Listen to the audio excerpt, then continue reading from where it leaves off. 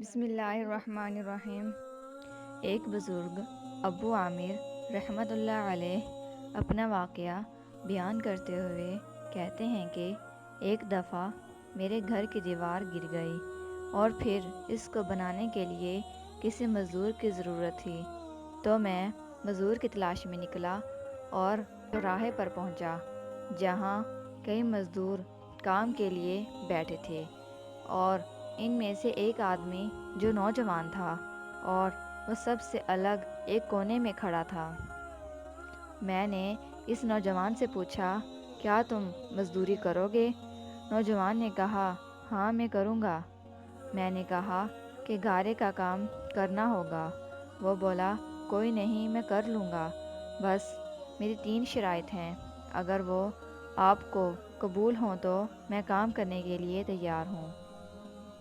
پہلی شرط، مجھ سے میری طاقت کے مطابق کام کروانا۔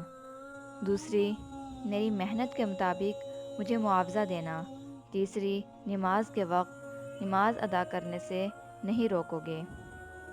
میں نے اس سے کہا کہ مجھے تمہاری ساری شرطیں منظور ہیں، اور میں اسے اپنے ساتھ گھر لے آیا اور اسے کام دے دیا، اور میں خود کسی کام کی وجہ سے باہر چلا گیا، اور جب واپس آیا تو میں نے دیکھا کہ اس مزدور نے باقی مزدوروں کی نسبت زیادہ کام کیا ہوا تھا، اور پھر میں نے اسے اس کی مزدوری دے دی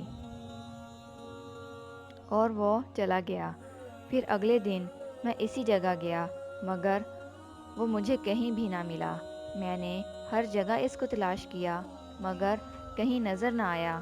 میں نے دوسروں سے پوچھا تو انہوں نے بتایا کہ وہ صرف ایک دن کام کرتا ہے اور باقی دن اللہ کی عبادت میں مصروف ہوتا ہے، اور ان دنوں وہ کوئی کام نہیں کرتا۔ میں سمجھ گیا کہ وہ کوئی عام آدمی نہیں ہے۔ میں نے اس کے گھر کا پتہ معلوم کیا اور وہاں پہنچ گیا۔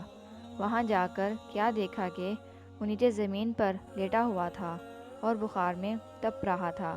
میں نے اسے کہا کہ میرے بھائی، تم یہاں پر اکیلے ہو اور بخار بھی بہت تیز ہے، اگر تم پسند کرو تو میرے ساتھ میرے گھر چلو اور اپنی خدمت کرنے کا موقع دو۔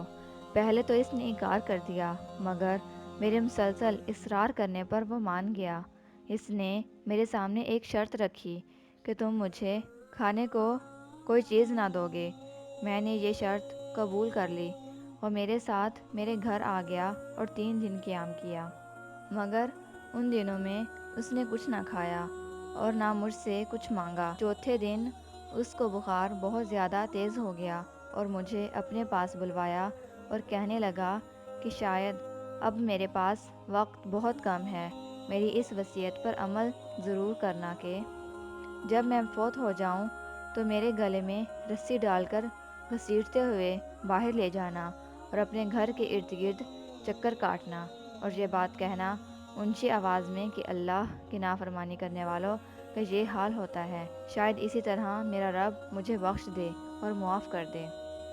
اور مجھے غسل دینے کے بعد یہی کپڑے پہنانا اور یہ انگوٹھی اور قرآن پاک بغداد کے خلیفہ ہارون الرشید کے پاس لے جانا اور انہیں دے دینا، اور میرا یہ پیغام بھی کہ اللہ سے ڈرو، کہیں ایسا نہ ہو کہ نشے کی حالت میں موت آ جائے اور پھر پچھتانا پڑے، مگر پھر کچھ حاصل نہیں ہوگا۔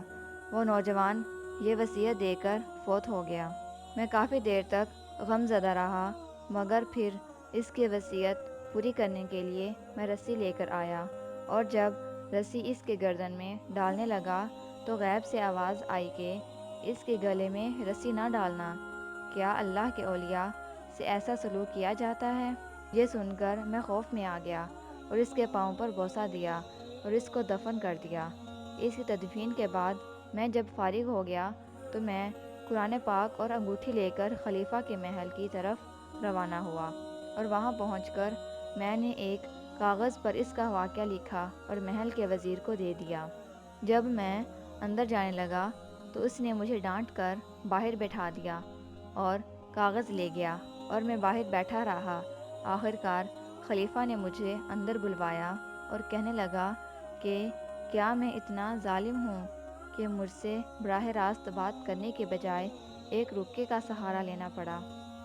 میں نے کہا کہ اللہ آپ کا اقبال بلند کرے، میں یہاں کسی کا پیغام لے کر حاضر ہوا ہوں۔ خلیفہ نے کہا کیا پیغام ہے؟ میں نے خلیفہ کے سامنے انگوٹھی اور قرآن پاک رکھ دیا۔ یہ سامان دیکھتے ہی خلیفہ نے کہا کہ یہ تمہیں کہاں سے ملا ہے؟ میں نے کہا کہ ایک گارے بنانے والے مزدور سے۔ خلیفہ نے یہ سن کر 4 بار کہا گارا بنانے والا، گارا بنانے والا، گارا بنانے والا، گارا بنانے والا، اور رو پڑے۔ کافی دیر بعد مجھ سے پوچھا گیا کہ گارا بنانے والا کہاں پر ہے؟ میں نے کہا وہ تو اب اس دنیا میں نہیں ہے۔